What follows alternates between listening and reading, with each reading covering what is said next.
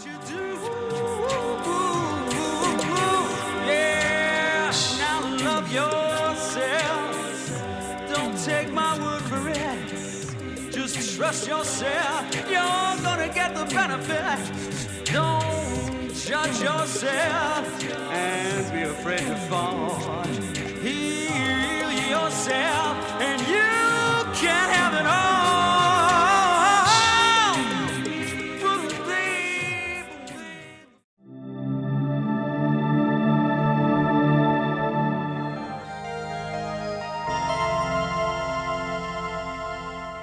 What I recommend to people throughout the course of the classes, either before or after the classes, I recommend first and foremost the diagnostic brain voice sound analysis.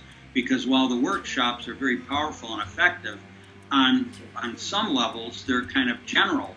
Anybody can use these principles and exercises for success with sound healing, but it doesn't address the specific needs of the individual until you get a diagnostic sound analysis, because that identifies the specific areas in your body and in your brainwave pattern that you want to direct all these principles and exercise towards, so that you can be very effective addressing your particular personal needs and your signature frequency. So I can't emphasize enough the importance of the diagnostic sound analysis. So that's the first thing I recommend.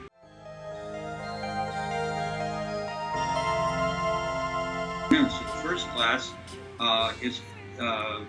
is basically called the 9 core key principles to professional sound healing. So that starts with an important foundation of sound, where I cover a lot of the principles and these 9 core key principles in detail, and it gives them a good foundation of understanding the important tenets and parts of professional sound healing.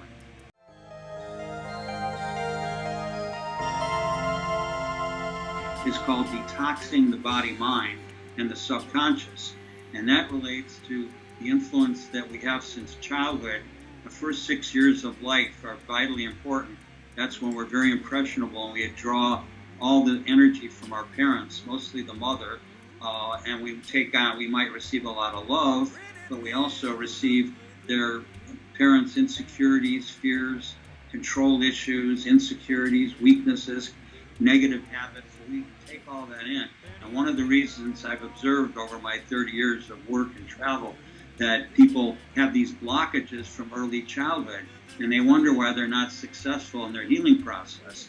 And a lot of it has to do with the fact that they haven't cleared that energy from childhood. There's still influence from the parental influence, particularly the mother, which is no judgments on the parents. It's just we're all imperfect beings. I'm a father. And, I gave a daughter that I gave a lot of love to, but I'm sure some of my, weaknesses or fears or whatever might have been transmitted into her. And so we all have these situations as parents, and we're all children, so we get this influence. And it's very important. I have an exercise that helps clear out that energy, where I teach people how to go back into the childhood to tune in to that early frequency, and how to clear out that energy with release sounds, release work. And it also addresses the subconscious, because that's where all the inner drive and motivation comes from, the subconscious. And so we clear a lot of that energy in both the conscious and subconscious mind. So it's very powerful, very important workshop.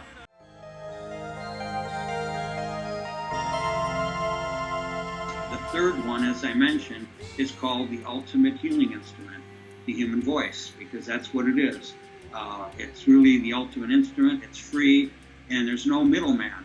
It's the only instrument that's connected directly to source and spirit within our body. So we have this energy, and after we learn to manage it and maintain it, it's very important to use properly. And so that's what this workshop is about, the ultimate healing instrument, human voice. I go over the content of the voice, the elements within the voice, the different principles of the voice, and some exercises to really strengthen the voice and use the voice. Like there's one particular exercise that I used even when I was a vocal coach and a singer many years ago, That's a very simple yet powerful exercise for strengthening your voice, for increasing your vocal range, for empowering the voice in various ways, whether for speaking, singing, or sound healing. All these levels, it works very simply and powerfully to empower an individual to feel more confident and comfortable and adept at using the human voice as the ultimate healing instrument. So that's a lot of fun, that workshop, and it's very important exercises and principles in learning how to understand and develop the vocal skills in the context of sound healing.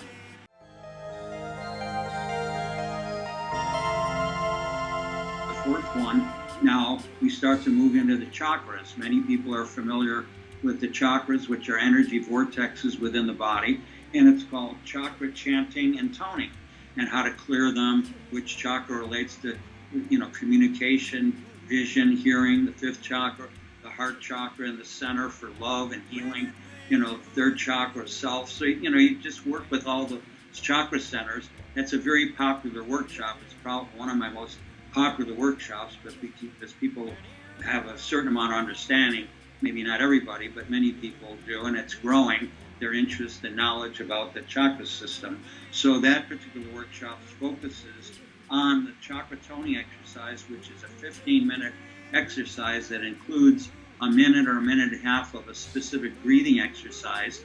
It's a 3-part breathing exercise, and then the various chakra tones. And you don't need to know music or anything like that. All you need to do is use your voice and, be confident and aware of how to use your voice. And that's what we're teaching at every week's workshop, various techniques and principles to help people understand and effectively use their voice to reach these levels of healing.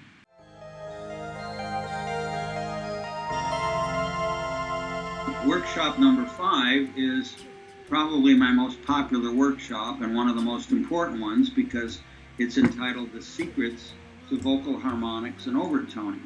And vocal harmonics and overtoning are virtually the same thing. They're creating multiple tones simultaneously with the voice. Now, initially, it sounds and feels very intimidating to people to create more than one sound. They hear me demonstrate it at conferences and demonstrations, and even I've performed sound healing concerts over the years. And so people hear me do it. I've been doing it for many years, and they say, "Oh, I can't do that. I can't make those kind of sounds." But they can. It's just a question of learning the methodology and learning the techniques. And I have about 20 different harmonic techniques that I teach people. I have it recorded. I originally recorded it in a CD called The Secrets to Vocal Overtoning. It goes through 20 different exercises. It's also included in my book, Sound Medicine. There's a whole chapter on those 20 exercises. And in this particular workshop, this Zoom workshop, The Secrets to Vocal Harmonics and Overtoning, I go through as many exercises as we can get through. Sometimes we get through around 16 or 18 or, whatever. There's questions and answers. It's kind of hard to predict, but it's a 3-hour workshop that covers all the most important principles and exercises of regenerative sound, because that's what these vocal harmonics and overtones are. They're interdimensional. They can actually open up portals and helixes within the human body that are interdimensional. So it's kind of, a little difficult for people, the average person, to understand the power of vocal harmonics and overtones. But once you dive into the pool and, swim in the water of sound healing and harmonics and overtones, you start to feel it and understand it, and people just love it. They love learning the techniques and the exercises. They're very effective. That's why it's probably my most popular workshop, because we get through a lot of those exercises, and I can give people feedback if they're not doing it improperly or whatever. They can get these exercises from my book or my recorded media, but in the workshop it's particularly nice because I can hear them, I can give them feedback, they can ask me questions, so it's a lot more effective to do it live when you have an opportunity to exchange back and forth. So it's a very powerful workshop. And as I said once before, or in the last description of the previous workshops, this regenerative sound is the most powerful and an important sound. And the human voice is the most natural instrument connected to source and spirit. And it's internal and within every one of us without using external instrument. When you use an external instruments, you've got a middleman coming in between you and source and spirit. But when you're using the human voice, there is no middleman. You're directly, it's all within, and you're amplifying that inner energy for outer health and wellness and better strengthening capabilities.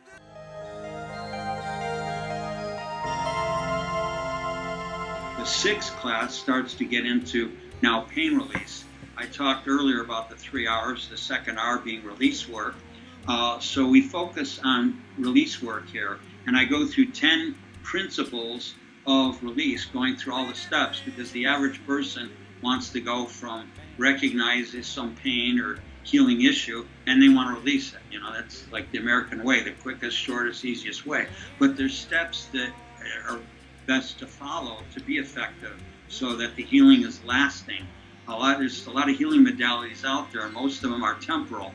And, like people losing weight or losing addictions, quitting smoking or drinking, all these things. And then a few months later, they gain the weight back or they get the addiction back to smoking or whatever.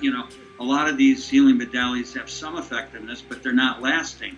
With sound healing, I've been doing this, for over 30 years, and I know ways to deepen the experience of the healing and the success of the healing so it's lasting. When you release something, you have a void, you have a space. You have to fill that space and that void. Most healing modalities don't cover that, don't follow up after the release work, because if you don't fill that space, that energetic space, it's very likely that the condition comes back. That's why it returns, the weight, the addiction, whatever it might be.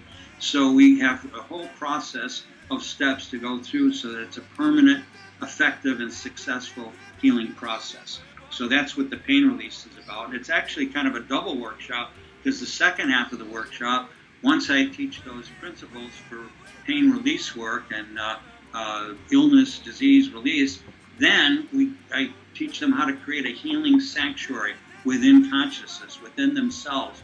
It's like a sonic meditation, which I should mention anyway. I had mentioned earlier, in each of these weekly workshop trainings, there's always a sonic meditation, a sound meditation to do the inner work. Because a lot of this, is technique, practice, exercise, so it's a lot of left brain information. But I balance the classes with right brain information. So it's very important to integrate the brainwave patterns, which is another thing that sound therapy does. It teaches you how to work with the inner and the outer. So we've got a lot of this outer left brain technique, which is important to learn the process and understand the principles involved. But then there's the inner work. And that's why there's a meditation, a very deep meditation that I guide people through at every workshop. Sometimes it's done early in the workshop to prepare for what's coming. Sometimes we get into the exercises, and then we have the meditation towards the end of the workshop. So each one is different, but there's always at least one meditation. In fact, occasionally there's even 2 meditations in some of the workshops when it's necessary and it's important. So we do the inner work as well as the outer work. So that particular workshop that I just mentioned, pain release and the sound healing sanctuary, is part of the inner work. So it connects them together so that the previous workshops and the upcoming workshops fit together, by working with the inner and the outer.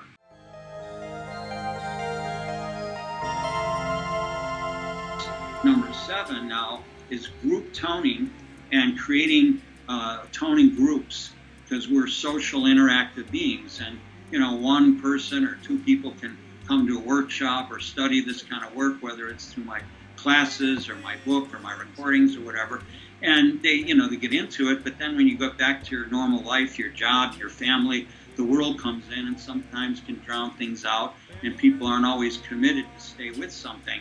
And it's important to be committed and follow through the whole process to gain optimal success.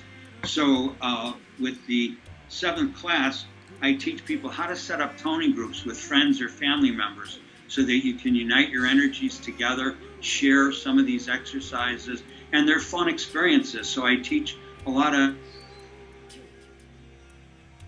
exercises that are very health supportive, but they're also a lot of fun and interactive, and it can even be done with children if they're old enough to use their voice or to follow instructions and not running around or distracting the group like small children would be.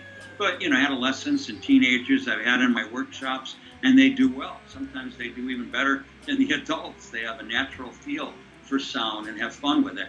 So this particular workshop expands on not only how to create toning groups from my experience, the do's and don'ts, the things that work and don't work in my 30 years of experience of setting up toning groups in every city in the United States and in cities in Europe and Asia. That's part of my intention, and my plan is to set up these toning groups everywhere so people can share this work, share things like the Chakra chant or the techniques of using the human voice, or all the various things that I teach that people can share with their friends and family in these various toning groups wherever they live, worldwide.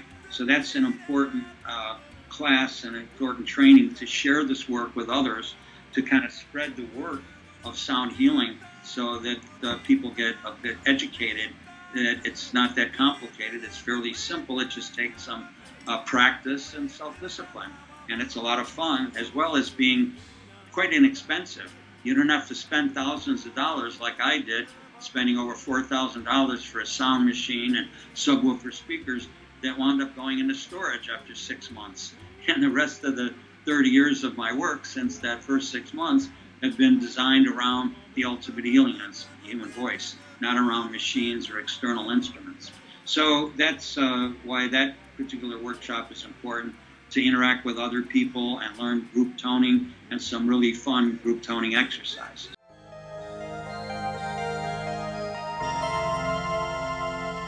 So the next class, number 8, has to do with creating sound relationships. And this is, some people say, well, what does relationships have to do with sound? It has a lot to do with sound, because most of us, at least in this country, experience relationships or drawn relationships by what we call chemistry. Okay, they even have dating services that match people up with similar interests. If they like sailing or hiking, or they're vegetarian, or whatever it might be, then you get people together with the similar likes, and they don't have any chemistry, and it goes nowhere. They wasted their time and money with these dating services, when really, at least in this country, maybe in the East and other areas, they have arranged marriages and relationships. But, here in the West and in most cultures and Europe and whatever, we're pretty much influenced the most by what we call chemistry. Well, chemistry is all vibrational. What it really is complementary resonance. So complementary resonance is so important to understand a relationship, because we all get like good vibes and bad vibes from people that don't always have a logical explanation. We can meet somebody at a party or a social situation. We get a bad vibe from them. We hope they don't sit down next to us, or we don't particularly want to talk to them. Then, there's no logical explanation. We don't know them, but we just have a feeling, this bad vibe. Then maybe 10 minutes later, somebody joins us, and we have, a total stranger, but we feel a connection. They feel like a kindred spirit, or we feel a good vibe from them. So what's the difference between those experiences? Well, if you understand sound therapy and vibrational principles, then you'll understand the first person that we got the bad vibe from. It's not about these judgments of the mind. It's about frequency. The person that we're feeling a bad vibe from likely has a lot of the frequency in their brainwave pattern that we have an excess of in our brainwave pattern. So it repels each other. It's like trying to pull two poles of a magnet together, two negative poles. You can't do it. They repel each other. Or two positive poles. They repel each other. As hard as you try, you can't pull those polarities together because they repel each other. That's what's going on when we feel a bad vibe from somebody. Now, the second person that came into our environment that we felt a good vibe from, it's the opposite.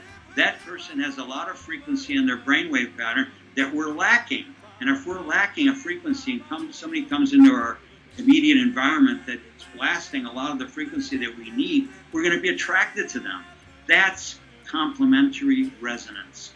That's chemistry. And you can learn to create it. You don't have to be at the effect of it. You can also be more at the cause of chemistry. So this is very, very powerful and very important to understand sound relationships. So people don't get it on the surface. That's why they need a little education, like these videos and classes and exercises, so that they can experience it. Because once you experience it, you won't doubt it. You'll know the real principles of healing. They're universal principles that work for anybody and everybody if you put them into practice and you learn the proper techniques and explore them and then practice them. So that's the essence of creating sound relationships. I also wrote something called the 20 Steps for Healing Communication and Self-Honesty for Resonance in Relationships. And so I have that in a laminated chart, those 20 steps. They're very popular. I've been teaching it for, over 20 years of my 30-year experience on sound relationships. And we usually end that workshop going through this 20-step exercise, that it's in my book, Sound Medicine. And I also have it laminated for sale for only $10 if people want to study those tips, those 20 steps. And we cover that at the end of the workshop. So it's a very empowering and interesting, fun workshop on creating sound relationships, including the 20 steps for creating, enhancing, and sustaining emotional honesty and resonance in relationship. Not only just romantic relationships, but even familial relationships, co-worker, any kind of relationships you can learn to improve when you understand these principles. So anyway, that's the Sound Relationship Workshop.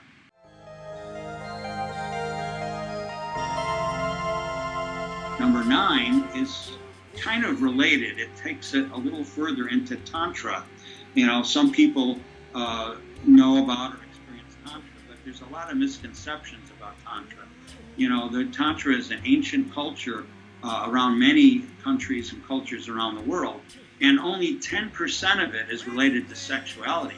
Most people, when they hear about Tantra, there was talk years ago about Sting being involved in Tantra, people are usually interested in it or hear about it from a sexual perspective. And of course, there's very important and useful sexual aspects of Tantra, but you have to keep in mind it's only about 10% of what Tantra really is. Tantra is really about uplifting and moving energy, and that's what sound does best. Sound therapy is the pinnacle of how to move energy and how to use energy. So virtually every one of my 10 workshops are tantric workshops, because that's what we're doing. We're raising and moving energy. But I can't promote them as such. People are going to think there's 10 sexual position workshops or something like that, which, it's not about that. It's about, shining the light and really exploring on what Tantra really is and how to use it. And so I have an exercise that can be used 3 ways that we cover in the Tantra class. It can be used in business with your clients. If you get trained to be a sound healer, it's a very useful exercise to introduce people to healing and to connect with each other through this tantric practice. And it's very, platonic or whatever you want to say, general. It can be used within families. Then there's a second way of learning it professionally. Once you're, certified or acting as a sound healer professionally, you can use it with clients. And then the third way, of course, then is the sexual way. So in this workshop, we cover all 3 dimensions: the way to use it with family and kids and whatever, and how to connect with them and help them connect and raise their energy in a very empowering way. And then the second way, professionally, as a healer or sound therapist or whatever, with clients. And then the third way is for greater intimacy, that you can use sexually with a partner. So I teach this exercise from those 3 perspectives so people can understand Tantra in the proper manner, so that you can use all, 3 areas effectively by really having a better understanding of Tantra, which, is really about, developing and moving energy and sacred sounding, and deep sonic meditations. And so that's the class 9 on Tantra toning, sacred sounding, and sonic meditation. We have a very powerful sonic meditation in that class to clear out old energy, to relationships, to release blocked energy from relationships. We've all been through various kinds of unsuccessful relationships, most of us, and so we can clear that energy instead of having it influence our present day and our current relationships by getting it behind us. So that's some of the, many benefits of that particular workshop of Tantra toning and sacred sound and sonic meditation.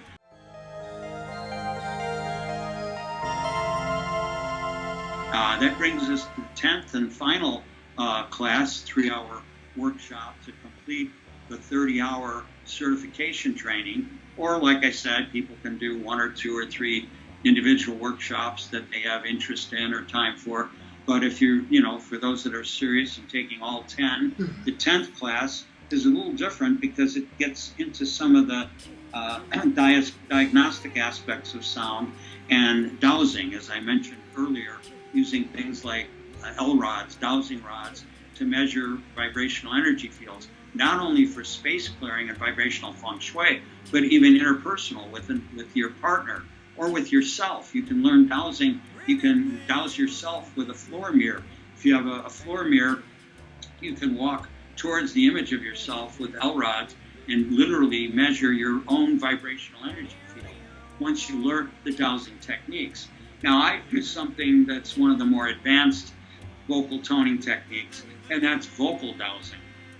But that's not easy to teach. That's something that took me, over 20 years to learn how to sensitize myself and tune into somebody's body and use various vowels and harmonics to tune into their energy and find out where there's weaknesses and chakra deficiencies.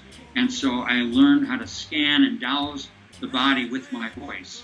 So I approached that in this workshop. It's not something that can be easily taught, but that's why I use the L-rods, the dowsing rods, to start people with learning just basic dowsing with L-rods, because it's very useful in measuring people's vibrational energy field.